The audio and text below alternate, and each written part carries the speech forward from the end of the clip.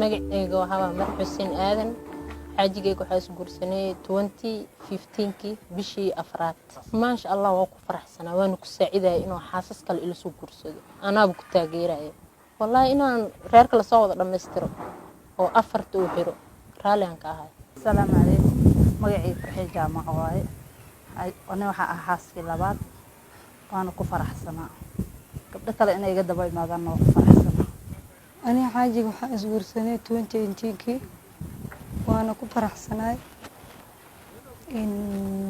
wana ii sheegay inuu laba xas leeyahay caruur ay u joogto maasha Allah sidaas aan ku soo galay inay mid iga dambeysana waa la ii sheegay maasha Allah waan ku soo dhaweeyay waan ku taageeray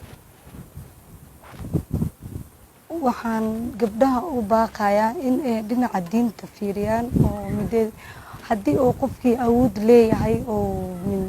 ninka labada xaas ama saddex xaas haddii uu guursado oo awoodeeda ka soo bixi karo in lagu taageero ilaahay baa ku mahadsan isku imaashaha maanta aan halkaan isugu nimid alxamdulillah aniga magacaygu waa Naxwa Cabdicasiis guurkaygu wuxuu dhacay 2019kii bishii 10aad 25teedii October 25teedii waa dumarka iga horeeyay way ku faraxsanay xaqiiqatan sida aan dareemayo maxaa yeelay annaga oo wax xiriir marka inaan musayga aan isqabin bay isoo wada xiriirinayeen dhamaantood dabcan qofku markuu ku soo xiriiriyo iyo markuu ku soo xiriirin waa dareemi kartaa awoodda ka dhaxaysa labadaas marka ma sha Allah